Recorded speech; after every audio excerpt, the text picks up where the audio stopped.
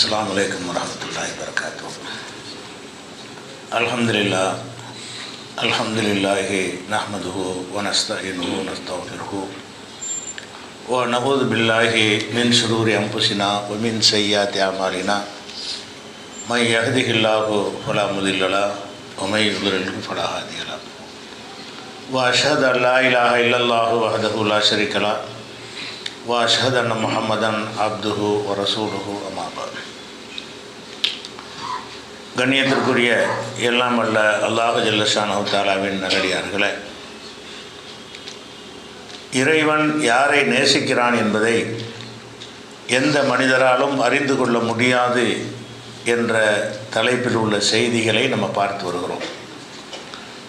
அந்த வகையில் கியாமத் நாளில் மஹ்ஷர் மைதானத்தில் எல்லோரும் வெப்பத்தில் தவித்து கொண்டிருக்கும் பொழுது அவர்களுடைய தாகம் தீர்ப்பதற்காக ஹவுலுல் கௌசர் என்ற ஒரு தடாகத்தை அல்லாஹ் அமைத்து வைத்திருக்கிறான்.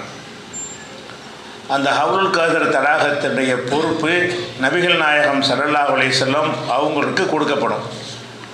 அந்த மஹ்ஷர் விசாரணை நேரத்துடைய அந்த கொடுமையான நிலையிலிருந்து கொஞ்சம் தண்ணீரை குடித்தா தான் அதில் சமாளிக்க முடியும் என்கிற நிலைமையில் இந்த ஹவுலுல் கௌசர் தண்ணீரை யாராவது அறிந்துட்டாங்கன்னு சொன்னால் அந்த வெப்பம் அவங்களுக்கு தெரியாது என்று ஒரு ஏற்பாட்டை எல்லாம் செஞ்சுருக்கிறான். அப்போ அந்த ஹவுலுல் கௌசரை நோக்கி பலரும் வருவாங்க. வரும்போது சில சஹாபாக்கள் வருவாங்க. ரசூல் ஸல்லல்லாஹு அலைஹி வஸல்லம் அதுக்கு இன்சார்ஜாக பொறுப்பாளராக இருப்பாங்க. அந்த ஹவுலுல் கௌசருடைய தண்ணீரை அருந்துவதற்காக கூட்டம் கூட்டமாக என்ன செய்வாங்க, பலரும் வருவாங்க. அப்படி வரக்கூடியவர்களில் சஹாபாக்களும் சில பேர் இருப்பாங்க. அப்போ அவங்கள வானவர்கள் தடுப்பாங்க. உங்களுக்கு அனுமதி கிடையாது, நீங்கள் இங்கே வரக்கூடாது என்று தடுப்பாங்க.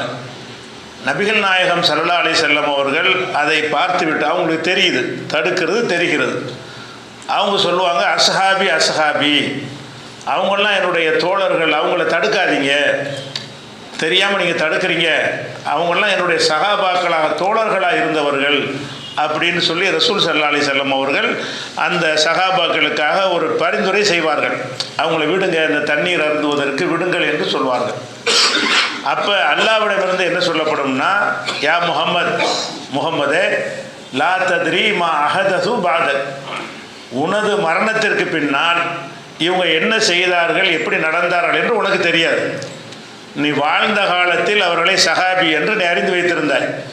உன்னுடைய மரணத்திற்கு பிறகு அதே நிலையில் அவங்க நீடித்தாங்களான்னு உனக்கு தெரியாது. அப்போ மரணத்திற்கு பிறகு என்னவெல்லாம் அவங்க செஞ்சாங்க என்பது நீ அறிய மாட்டாய் என்று சொல்லி அவர்களை இழுத்து சென்று விடுவார்கள். அந்த ஹவுலுல் கௌசர் தடாகத்திற்கு அவங்க அனுமதிக்கப்பட மாட்டாங்க. இதில் அறிந்து கொள்கிற விஷயம் என்னன்னு கேட்டால், நபிகள் நாயகம் ஸல்லல்லாஹு அலைஹி வஸல்லம் அவர்கள் வாழ்ந்த காலத்தில் இவங்களையெல்லாம் பார்த்துருக்குறாங்க. சஹாபாக்கள்னு தெரிஞ்சு தானே சிபாரிசு பண்ணுறாங்க. எந்த மாதிரி நம்பி இருந்திருக்கிறாங்க, இவங்கெல்லாம் கரெக்டான ஆளுங்க, நம்முடைய தோழர்கள், சரியான கொள்கையில் உள்ளவங்க என்று அவங்க நம்பி இருக்கிறாங்க. அந்த நம்பிக்கை அடிப்படையில் அங்கே சிபாரிசு பண்ணுறாங்க. அல்லாஹ்விடத்தில் அவங்க நல்லவங்களாக இருக்கலை.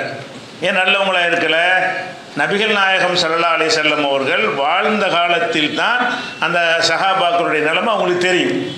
அவங்க மரணித்த பிறகு அவங்க என்ன மாதிரியெல்லாம் எல்லாரும் அல்ல, சஹாபாக்களில் சில பேர் எந்த மாதிரிலாம் மாறிட்டாங்க என்று அவங்களுக்கு தெரியாது.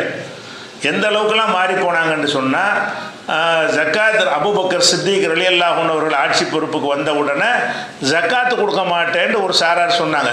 அவங்களும் முஸ்லீம்கள் தான், முஸ்லீமுக்கு தானே ஜக்காத்து. அவங்க காஃபிராக இருந்தால் ஜக்காத்து வசூலிக்கிற வேலையே கிடையாது. அவங்க ஜக்காத்து நாங்கள் தரமாட்டோம், அது ரசூலுல்லாஹ் காலத்தோடு முடிந்து போய்விட்டது என்று சொல்லி ஒரு பெரும் கூட்டமே ஜக்காத்து தருவதற்கு மறுக்கிறார்கள். அவங்க கை ஓங்கி இருக்கிற அளவுக்கு மறுக்கிறார்கள். அப்போ அபூபக்கர் சித்திக் இந்த ஜக்காத்தை மறுக்கிறதுடைய நிலைமை என்ன? சஹாபாவாக இருந்தாங்க. ஜக்காத்து காசு விஷயம் வந்த உடனே அது ரசூலுல்லாஹ் காலத்தோடு முடிஞ்சு போச்சு. இப்போ நாங்கள் ஜக்காத்தெலாம் தரமாட்டோம், காசுலாம் கேட்காதீங்க அப்படின்னு ஒரு கூட்டம் சொல்வார்களே. ஆனால் இவ்வளவு தெளிவாக குர்ஆன்லே ஹதீஸ்லாம் இருந்து, அகீமு ஸலாத்த வாத்து ஜக்காத்தை கொடுங்கள் என்று இருந்து, இது ரசூலுல்லாஹ் காலத்துக்கு மட்டும்தான் என்பதற்கு எந்த ஆதாரமும் இல்லாமல் இருந்தும் கூட அவங்களுக்கு அந்த பொருளாதாரத்தின் உள்ள ஆசை என்ன செய்யுதுன்னு கேட்டால் ஜக்காத்தை மறுக்க வைக்கிறது. சின்ன 2.5% கொடுப்பது கூட உங்களுக்கு என்ன இருக்குது, தயக்கமாக இருக்கிறது, மறுக்கிறாங்க. அப்போ ஜக்காத்து இல்லைன்னா ஒரு நிர்வாகம் பண்ண முடியுமா நாட்டை? அப்போ தான் ஆட்சிக்கு வந்திருக்கிறாங்க.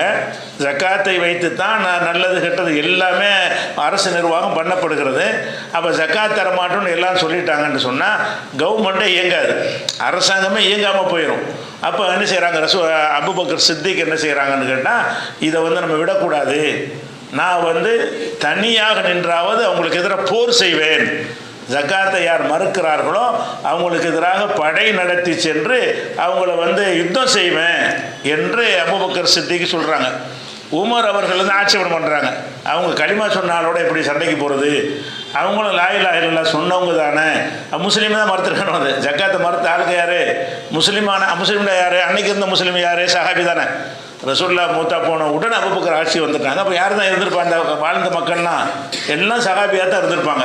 அப்போ அந்த சஹாபாக்களோட எப்படி நீங்கள் போர் பண்ணுறீங்கன்னு கேட்குறாங்க. அப்போ அபூபக்கர் சித்திக் என்ன செய்கிறாங்கன்னா, யார் தொழுகையும் ஜக்காத்தையும் அல்லாஹ் இணைத்து சொல்கிறான், அகைமு ஸலாத்த வாத்து ஜக்காத்த, தொழுகை நிலைநாட்டுங்கள், ஜக்காத்து கொடுங்கள், பல இடத்தில் சொல்கிறான். அல்லாஹ் இணைத்து சொன்னதை அவர்கள் பிரிக்க பார்த்தார்கள் என்று சொன்னால் அவர்கள் யாராக இருந்தாலும் நான் போர் செய்வேன். லவ் காத்திரண்டகும் போல வஹதி, நீங்கள் ஒருத்தரும் சப்போர்ட் பண்ணாட்டாலும் நான் தன்னந்தனியாவது நான் போர் செய்வேன், விடமாட்டேன் என்று சொல்லி போரும் நடத்தி அவர்களை பணிய வைத்து ஜக்காத்தை வசூல் பண்ணினார்கள். இது எதுக்கு சொல்கிறோம்னு கேட்டால், இப்போ சஹாபாக்கள்னு ரசூல்லா நம்பியவர்கள் என்ன மாதிரி போயிட்டாங்க? எல்லாரும் மட்டும் நினைச்சிடக்கூடாது. சிலர் சஹாபாக்கள் என்று என்ன போருக்கு போனாங்கன்னா போருக்கு அழைத்து சென்றவர்களை சஹாபியை தான் அழைச்சிட்டு போனாங்க. அவங்கள ஒடுக்குனது சஹாபாக்கள் தான். அபூபக்கர் சித்திக்கு படையெடுத்து அவங்கள ஒடுக்குனதும் சஹாபாக்கள் தான், ஒடுக்கப்பட்டவங்களும் சஹாபாக்கள் தான். அவங்க ரசூலுல்லாஹ் காலத்தில் சஹாபிகளாகத்தான் இருந்தார்கள். இருந்ததுனால தான் உமர் அவர்களோட அப்ஜெக்ஷன் பண்ணுறாங்க, அவங்களோட இப்படி நீங்கள் யுத்தம் செய்வீங்க அப்படின்னு கேட்குறாங்க. அப்போ இந்த மாதிரியான ஒரு பல காரியங்கள் சஹாபாக்கிட்ட நிகழ்ந்திருக்கிறது. பல உதாரணத்துக்கு இந்த ஜக்காத் பல காரியங்கள் ரசூலுல்லாஹ் காலத்துக்கு பிந்தி நிகழ்ந்திருக்கிறது. இது ரசூலுல்லாஹ்வுக்கு தெரியாது. ஹயாத்தோடு இருக்கிற வரைக்கும் நடந்ததானே தெரியும். அவங்க உலகத்தில் வாழும்போது சஹாபாக்கள் எப்படிலாம் நடந்தாங்களோ அதெல்லாம் தெரியும். ஓரளவுக்கு எல்லாம் அறிவித்து கொடுத்தோம்னா அவங்களுக்கு தெரியும். மரணித்த பிறகு இந்த மாதிரி எல்லாம் மாறிடுவாங்கன்னு சொன்னால் அது ரசூலுல்லாஹ்வுக்கு தெரியாது. தெரியாமல் தான் என் தோழர்கள் ரெக்கமெண்ட் பண்ணுறாங்க. அந்த தோழர்கள் ரெக்கமெண்டுக்குரிய ஆளுக்கு கிடையாது. அதில் எல்லா சஹாபாக்களையும் நல்லா தடுக்க மாட்டான். சஹாபாக்களும் எல்லா மக்களும் அந்த தண்ணீர் நீங்கள் நான்லாம் அருந்தும்போது சஹாபாக்களை தடுக்கவா செய்வான்? சஹாபாக்கள்லாம் தண்ணீர் அருந்துவாங்க கொஞ்சம் பேர். அந்த சஹாபாக்களில் சில பேர் தடுக்கப்படுவாங்க. அந்த தடுக்கப்படுறவங்களும் சஹாபாக்கள் என்று ரசூலுல்லாஹ் அறிந்து தான் என்ன செய்கிறாங்க, சிபாரிசு பண்ணுறாங்க. அப்போ சிபாரிசு பண்ணோன்னு என்ன ஆயிரும்னு கேட்டால், அப்போ தண்ணியோடு தடுக்கப்பட்டுருவாங்க. அப்போ இப்போ அல்லாஹ்வுடைய பதில் என்னவா இருக்குன்னு கேட்டால், நீ இறந்த பிறகு அவங்க என்ன செஞ்சாங்க என்று உனக்கு தெரியாது அப்படின்னு என்ன அர்த்தம்? நல்லடியார் என்று ரசூலுல்லாஹ் நம்பி இருந்தவர்கள் அல்லாஹ்விடத்தில் நல்லடியாராக இல்லை. அல்லாஹ் அவங்கள பற்றி என்ன மார்க் போட்டிருக்கான்னு நம்ம கண்டுபிடிக்க முடியாதுல. இவங்க என்ன செய்கிறாங்கன்னா, அல்லாஹ் ஒருவரை நேசித்து விட்டான், இவர் அவுலியா, இவர் பெரியார்னு இவங்க முடிவெடுக்கிறாங்க. அல்லாஹ் ஒருவரை நேசித்தார் என்பதை நமக்கு ரசூலுல்லாஹ் நேசித்திருந்தவர் கூட அல்லாஹ்வால் நேசிக்கப்படாமல் போயிருக்கிறாங்க. ரசூலுல்லாஹ் நல்லடியார் என்று நம்பி இருந்தவர்களை கூட அல்லாஹ்வுடைய பார்வையில் என்னவா இருக்கிறாங்க, அவங்க தடுக்கப்படக்கூடியவங்க. புதுசாக இந்த வந்த வழியை திரும்பிட்டார்கள்னு இன்னொரு ஹதீஸில் என்ன வருதுன்னு கேட்டால், இவங்க வந்த வழியை நீ இறந்த பிறகு வந்த வழியை ரிவேர்ஸில் போய்கிட்டே இருந்தாங்க, பல காரியங்களை மாற்றிட்டாங்கன்னு வழங்குது. ஜக்காத்து மாத்திரம் இல்லாமல் பல விஷயங்களில் மாறி இருக்கிறாங்க. அப்படி மாறி போனவர்களும் ரசூலுல்லாஹ்வுடைய தோழர்களில் இருந்தார்கள். அதிகமானவர்கள் இருக்கல, சிறிய அளவில் இருந்தார்கள். இப்போ பிரச்சனை அதிகமாக சிறிதாங்கிறது கணக்கு இல்லை. இப்படி இருந்தவர்களை ரசூலுல்லாஹ் நல்லடியார் தான் நினச்சாங்க, எல்லாரும் சஹாபி தான் நினச்சாங்க. அல்ல நம்ம கூட ஹதீஸில் அந்த பெயர்கள் வரும்போது நம்ம சஹாபி தான் நினச்சிட்டு இருப்போம், வாழ்ந்து கொண்டு இருப்போம். ஆனால் மறுமையில் போட்டு தான் தெரியும் இவரெல்லாம் சஹாபி நம்ம நினச்சிக்கிட்டு இருந்தோமே, அவர் சஹாபியை கரெக்டாக நடக்கலைங்கிறது எப்போ தெரியும்? இந்த மறுமை விசாரணையில் நம்ம அங்கே நின்றோம்னு சொன்னால் இது நடக்கும்ல, நாளைக்கு நடக்கிறத இப்போ ரசூலுல்லாஹ் சொல்கிறாங்க. அப்போ அந்த இடத்துல இருந்தோம்னு சொன்னால் இவரெல்லாம் நம்ம சஹாபின்னு சொல்லிக்கிட்டு இருந்தோம், இவர் பேருக்கெல்லாம் ரலியல்லாஹுன்னு சொல்லிகிட்டு இருந்தோம், இவர் இந்த நிலையில் அவர் தடுக்கப்படுறாருன்னு அப்போ நமக்கு தெரியும். அப்போ நம்ம என்ன விளங்கும்னா, ஒருத்தர் அல்லாஹ் நேசிக்கிறான் என்பது கண்டுபிடிக்கவே முடியாது. ரசூல் ஸல்லல்லாஹு அலைஹி வஸல்லம் நல்லடியார் என்று நினைத்தாலும் கூட அவன் உள்ளத்தையெல்லாம் பார்க்கக்கூடியவன், முக்காலத்தையும் பார்க்குறவன். ஒரு காலத்தில் உள்ளது நமக்கு தெரியும், அடுத்த காலத்தில் உள்ளது நமக்கு தெரியாது. நம்ம செத்த பிறகு நடக்க அவனுக்கு தெரியாது. அல்லாஹ்வுக்கு எல்லாமே தெரியும். அவன் முக்காலமும் மறைந்திருக்கிற, உள்ளங்கள் எல்லாம் மறைந்திருக்கிற ரப்புல் ஆலமீன் எந்த மாதிரியான முடிவெடுப்பான்னு நமக்கு தெரியாது. அப்போ இந்த மாதிரி தடுக்கப்படும் போது ரசூலுல்லாஹ் என்ன பதில் சொல்லுவாங்க? மறுபடியும் எதிர்த்து வாதாடுவாங்களா? இந்த மாதிரி சொல்லுவாங்க, என்ன செஞ்சாங்கன்னு தெரியாது, தெரியாட்டாலும் மன்னிச்சிருங்கன்னு கேட்பாங்களா? அது ஏதாவது ரசூலுல்லாஹ் பதில் சொல்லணும்ல. வர்றாங்க இந்த சஹாபாக்கள், தடுக்கப்பட்டுடுறாங்க. தடுக்காதீங்கன்னு முதல்ல கேட்குறாங்க ரசூல் ஸல்லல்லாஹு அலைஹி வஸல்லம். அப்போ அல்லாஹ்விடமிருந்து என்ன பதில் வருதுன்னு கேட்டால், முகமதே, இவர்கள் உனக்கு பின்னாடி என்ன செஞ்சாங்கன்னு தெரியாது, உன் மரணத்திற்கு பின்னால் என்ன செஞ்சார்கள் என்று நீ அறிய மாட்டாய். இதை சொல்லியாச்சு. அப்போ ரசூலுல்லாஹ் அவர் ரிப்ளை சொல்லணும்ல. மௌனமாக இருந்துட்டாங்களா, ஏதாவது பதில் சொன்னாங்களா அப்படின்னு சொன்னால் அங்கே பதில் சொல்லவில்லை. அந்த நேரத்தில் நான் என்ன சொல்லுவேன் என்று ரசூலுல்லாஹ் நமக்கு சொல்லித் தர்றாங்க. என்ன சொல்லுவேன் என்று கேட்டால், ஈசா நபி அவர்கள் என்ன பதிலை சொன்னார்களோ அந்த பதிலை நான் சொல்லிவிடுவேன். சென்ற வாரம் சொன்னோம்ல, ஈசா நபியை விசாரிக்கும் பொழுது, நீ தான் உன்னை கடவுள்னு வணங்க சொன்னாயா, உன்னுடைய அம்மாவை நீ தான் வணங்க சொன்னாயா என்று அல்லாஹ் கேட்பான். அதுக்கு ஈசா நபி என்ன பதில் சொல்லுவாங்க? நான் அப்படி சொல்லவில்லை, அவர்களை நீ தண்டிக்கிறது தான் உன்னுடைய அடியார்கள், அவங்க விஷயமா நான் எதுவும் பேச மாட்டேன்ருவாங்க. ஈசா நபி என் பேரை வைத்து என்னை கடவுள் என்றும் கடவுள் குமாரர் என்றும் வணங்கியிருப்பார்களே, ஆனால் அது நான் சொன்ன அடிப்படையில் கிடையாது, நான் அல்லாவை தான் வணங்க சொன்னேன். அவர்கள் இந்த மாதிரி போனதுக்காக வேண்டி அவங்களை மன்னிச்சுன்னு கூட நான் சிபாரிசு பண்ண மாட்டேன். அவங்க உன்னுடைய அடிமைகள், நீ நினைத்தால் மன்னித்துக்கொள், நினைத்தால் தண்டித்துக்கொள் என்று கைவிட்டுருவாங்க ஈசா நபி. ரசூலுல்லாஹ் சொல்கிறாங்க, ஈசா நபியை விசாரிக்கும் பொழுது என்ன பதில் சொன்னார்களோ அந்த பதிலை அப்போது நான் சொல்லிவிடுவேன். எந்த ரசூலுல்லாஹ் என்ன சொல்லுவாங்க? யா அல்லாஹ், தெரியாமல் சஹாபின்னு சொல்லிட்டேன், அவங்க தப்பு செஞ்சு அவங்க வேலை, அவங்களுக்கு உணக்கமானது, அவங்கள மன்னிக்க நினச்சா உன் விருப்பம், இதுக்குள்ளே நான் தலையிட விரும்பலை, சிபாரிசு பண்ணிவிட்டு அவங்க கெட்டு போயிட்டாங்க அப்படின்னு தெரிஞ்ச பிறகு நான் இனிமேல் சிபாரிசு பண்ண மாட்டேன் அப்படின்னு ரசூல் ஸல்லல்லாஹு அலைஹி வஸல்லம் சொல்லுவேன்னு சொல்கிறாங்க. என்ன செய்கிறாங்க? ஃபஅகூலு கமா கால அப்துஸ் சாலிஹு, நல்லடியார் ஈசா நபி சொன்னாரே அதையே நான் சொல்லிவிடுவேன். அவங்க என்ன சொன்னாங்க? குன்து அலைஹிம் ஷஹீதன் மா தும்து ஃபீஹிம், அவங்களோட இருக்கிற வரைக்கும் நான் அவர்களை கண்காணித்து கொண்டு இருந்தேன்.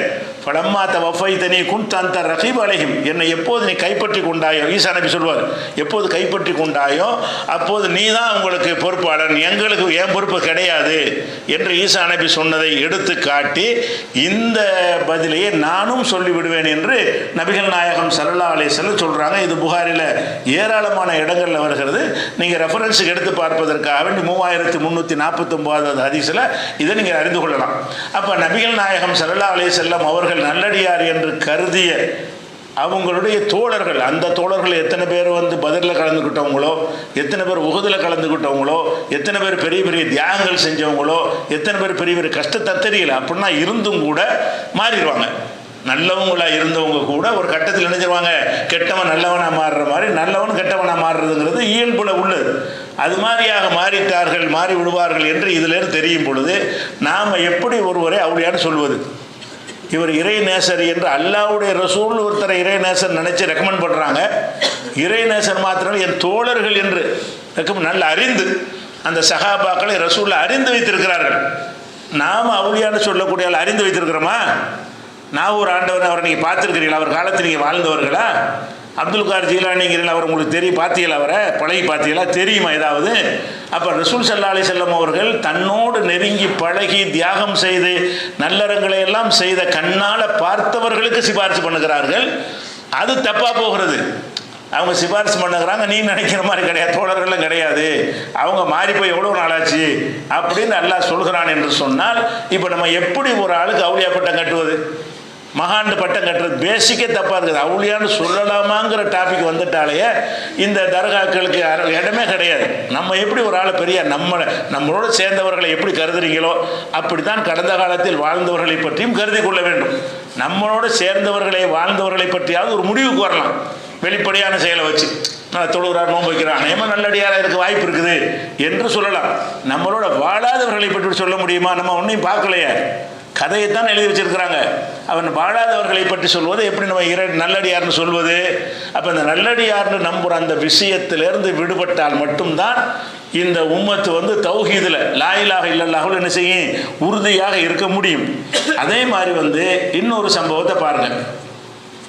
உஸ்மான் இப்னு மலூன் என்ற ஒரு சஹாபி. எப்படிப்பட்ட சஹாபின்னா, மிக ரொம்ப காலத்துக்கு வாழலை, இல்லாட்டி வரலாற்றில் பெரிய இடம் பிடிச்சிருப்பார்.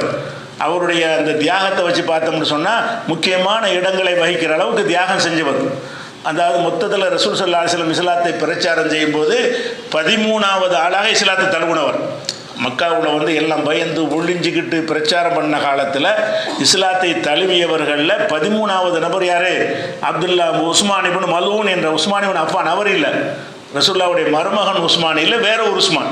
இவர் 13வது இஸ்லாத்துக்கு வந்தார். வந்துவிட்டு ஹிஜ்ரத்து செஞ்சு அபிசீனியாவுக்கு போனாங்கல்ல, மக்காவில் வாழ முடியலை, ரொம்ப கொடுமை ஜாஸ்தியாக இருக்குது, யாருக்கெல்லாம் கொடுமை அதிகமாக, எல்லாரும் கொடுமைப்படுத்தப்படலை. சில ஃபேமிலியில் உள்ளவங்களை விட்டுருவாங்க, கொஞ்சம் ராயல் ஃபேமிலியில் இருந்த ஆளுக்கு ஒன்றும் செய்ய விட்டுருவாங்க, கொஞ்சம் சாதாரண நிலையில் உள்ளவங்களாக இருந்தால் அடிப்பாங்க, சித்திரம் எல்லாம் பண்ணுவாங்க. இனிமேல் இந்த ஊரில் இருக்க முடியாதுன்னு ஹிஜ்ரத்து பண்ணி புறப்படுறாங்கல்ல, முதல் அணி வந்து புறப்பட்டு போகுது அபிசீனியாவுக்கு. அந்த முதல் அணிக்கு தலைமை தாங்கி முதல் ஹிஜ்ரத்து பண்ணவர் இவர். அபிசீனியாவுக்கு யார்? உஸ்மான்கிறவர் எப்படிப்பட்ட அந்தஸ்து உள்ளவர் என்று கேட்டால் 13வது ஆளாக இவரை பற்றி ரசூலுல்லாஹ் என்ன சொன்னாங்கிறக்காக சொல்கிறேன். முதல்ல ஒரு சாதாரண ஒரு ஆள் நினச்சிடக்கூடாது, இவரை எந்த பட்டம் வேண்டாலும் கொடுக்கலாம், அவ்வளவு செயல்களை இவர் செஞ்சுருக்கிறார். அப்போ முதல்ல ஹிஜ்ரத்து பண்ணி போனார். போன பிறகு ரசூல் ஸல்லல்லாஹு அலைஹி வஸல்லம் உடைய கருத்தை எல்லாம் குறைஷிகள் ஏற்றுக்கிட்டாங்க, மக்காவில் எதிர்ப்பே இல்லைன்னு வதந்தியை கிளப்பி விட்டாங்க. இதை நம்பி திரும்பி வந்தாங்க. ஹிஜ்ரத்து பண்ணி போன சில பேர் நினைஞ்சாங்க, சரி மக்காவில் பிரச்சனை இல்லை, மக்காவில் உள்ளவர்கள்லாம் இஸ்லாத்தில் ஏற்றுக்கிட்டாங்களாம், இனிமேல் நமக்கு எந்த பஞ்சாயத்தும் இருக்காது என்று என்ன செஞ்சாங்க, போனவங்க திரும்பி வர்றாங்க. திரும்பி வந்தால் பழையபடி அதே மாதிரியான துன்பங்கள், இவர் அந்த துன்பங்கள் என்ன செய்கிறாரு, அனுபவிக்கிறார். அதே மாதிரி என்ன செய்கிறாருன்னு கேட்டால், இவர் ஹிஜ்ரத்து பண்ணி மறுபடி மதீனாவுக்கு ஹிஜ்ரத்து பண்ணி போகும்போது அதுலேயும் மதீனாவுக்கு ஹிஜ்ரத்து பண்ணி போனார். பத்ர் போரெல்லாம் கலந்து கொண்டார். போய் அந்த மதீனாவுக்கு போன முஹாஜிர்களில் முதல்ல மரணித்தவர் இவர் தான். ஹிஜ்ரத்து பண்ணி போனாங்கல்ல, போனவர்களில் ஃபஸ்ட்டு மரணித்தவர் இவர் தான். இவரை அடக்கம் பண்ணுறதுக்கு தான் ஒரு இடம் வாங்குறாங்க, அதுதான் ஜன்னத்துல் பக்கீங்கிறது. முதல்ல இவர் கபர் தான். இப்போ ஜன்னத்துல் பக்கீன்னு ஒரு கபருஸ்தான் இருக்குல்ல, அந்த கபருஸ்தான் வந்து முஸ்லீம்களுக்காக ரசூலுல்லாஹ் வாங்குறாங்க. எப்போ வாங்குறாங்க? இவர் அடக்கம் பண்ணும், இதான் முதல்ல இறந்து போகிறார், எங்கே அடக்கணுங்கும் போது என்ன செய்கிறாங்க, அந்த பக்கீங்கிற இடத்த வந்து வாங்கி அந்த இடத்தில் இவரை அடக்கிறாங்க. அந்த ஜன்னத்துல் பக்கீயில் உள்ள கபூரில் ஃபஸ்ட்டு கபூர் இவருடைய கபூர் தான், அவருக்காக இடத்த வாங்கி. அந்த மாதிரி ரசூல் ஸல்லல்லாஹு அலைஹி வஸல்லம் ரொம்ப நெருக்கமாக அன்பாக இருந்த ஒரு சஹாபி. அவரை பற்றி ஒரு சம்பவத்தை பாருங்கள். அவர் ஹிஜ்ரத்து பண்ணி வந்த உடனே ஒரு உம்முல் அலாங்கிற ஒரு பெண்ணுடைய பொறுப்பில் இவர் வர்றார். ஏன்னா ஹிஜ்ரத்து பண்ணி வந்தாங்கன்னு சொன்னால் அதில் உள்ளூர் ஆளுக்கு உதவி செய்யணும். அங்கேருந்து வர்ற ஒரு ஆளை இங்கேருந்து உள்ள ஆள் பொறுப்பேற்றுக்கிறணும். மக்காவிலேருந்து வரக்கூடிய ஒரு ஆளை மதீனாவிலேருந்து வரக்கூடிய முஸ்லீமாக இருக்கக்கூடிய ஒரு சஹாபி பொறுப்பேற்றுக்குருவார். அப்படி பொறுப்பேற்றுக்கிறது கூட ரசூலுல்லாஹ் என்ன செய்வாங்கன்னு கேட்டால், இவருக்கு இவர் இவருக்கு இவருன்னு அப்படி பிரிக்க மாட்டாங்க, மொத்தமாக வந்து சீட்டு குலுக்கி போட்டுருவாங்க. ஒரு 50 பேர் அங்கேருந்து வந்திருக்காங்கன்னு சொன்னால் அந்த 50 பேரையும் சீட்டு குலுக்கி போட்டு அவங்கள எடுக்க சொல்லுவாங்க. யார்? மதீனாவாசிகள் 50 பேர், இந்த மக்காவாசிகள் 50 பேராக சீட்டு குலுக்கி போட்டுருது. நீங்கள் யார் பேர் வருதோ அது உங்களுக்கு நீ கூட்டிகிட்டு போயிருங்க, ஏன்னா சொந்தக்கார ஆளுகளுக்கு வசதியான இடத்துல கொடுத்துட்டாரு அப்படின்னு ஒரு விமர்சனம் பண்ணிடக்கூடாது. அதனால் அந்த வந்தவங்க வந்து ஏஜில் ஏழைகளாக வர்றாங்க. மதீனாவாசிகள் நல்ல பணக்காரங்களும் இருப்பாங்க, நடுத்தர வசதி உள்ளவங்க இருப்பாங்க, ரொம்ப கஷ்டப்படுறவங்களும் இருப்பாங்க. அப்போ வசதியான ஒரு இடத்துக்கு அவங்க ரசூலுல்லாஹ்வுக்கு வேண்டிய ஒரு சொந்தக்காரர் கொடுத்துட்டாங்கன்னு வைங்க, அது என்ன இது என்ன அநியாயமாக இருக்குது, அவருக்கு மட்டும் பணக்கார விட யாரும் சொல்ல மாட்டாங்க. அது கூட வரக்கூடாது என்பதற்காக ரசூல் ஸல்லல்லாஹு அலைஹி வஸல்லம் செய்வாங்கன்னா சீட்டு குலுக்கி போட்டு இதை முடிவு செய்வாங்க. அந்த மாதிரி சீட்டு குலுக்கி போடும்போது உம்முல் அலாங்கிற ஒரு அம்மா இருக்கிறாங்க, அவங்க வந்து நானும் ஒரு ஆளை ஏற்றுக்கிறங்கும் போது அவங்க சீட்டு எடுக்கிறாங்க. இவருடைய பேர் வந்துடுது. யாருக்கு? உஸ்மான்ங்கிற சொல்கிறோம்ல, உஸ்மான் இப்னு மலூன் என்ற சஹாபி வந்து அவங்க பொறுப்பில் இருக்கிறாங்க. இருந்தாங்கன்னு சொன்னால் இவருடைய நடவடிக்கைகள்லாம் அந்த அம்மா பார்க்குறாங்க. அந்த மாதிரி அவங்க பார்வையில் இப்படி ஒரு மனுஷன் இருக்க முடியாது, ஒரே தொழுகை இபாதத்து வணக்கம் அந்த மாதிரியான பர்ஃபெக்டான ஒரு வாழ்க்கை அவங்க வீட்டில் தானே இருக்கிறார். அவங்க வீட்டில் 2 வீடு இருந்தது, அதில் ஒரு வீட்டை என்ன செய்கிறாங்க, அவங்க அவருக்காக கொடுத்துட்றாங்க. அவர் வந்து இறந்துடுறார். பத்ர் போர்லாம் முடிஞ்ச பிறகு அவர் இறந்து போயிடுறாரு. இறந்தவங்க என்ன செய்கிறாங்கன்னா ரசூலுல்லாஹ் அந்த ஜனாசாவுக்கு போயிடுறாங்க. அப்போ அந்த அம்மாவும் அங்கே நிற்கிறாங்க. யார் அவருக்கு அடைக்கலம் கொடுத்து அரவணைத்தார்களோ அந்த உம்முல் அலாங்கிற அம்மாவும் நிற்கிறாங்க. அப்போ அவங்க அந்த ஜனாசாவை நோக்கி பேசுகிறாங்க. இறந்து போயிட்டார்ல அவர் நோக்கி இந்த அம்மா பேசுகிறாங்க. என்ன பேசுகிறாங்கன்னா, ரஹமத்துல்லாஹி அலைக, உம்மீது அல்லாஹ்வுடைய அருள் உண்டாகட்டுமாக அபு சாயிபே அப்படின்னு சொல்கிறாங்க. அல்லாஹ்வுடைய அருள் உனக்கு கிடைக்கும், கண்டிப்பாக உனக்கு அல்லாஹ்வுடைய ரஹமத்து கிடைச்சிரும் அப்படின்னு சொல்கிறாங்க.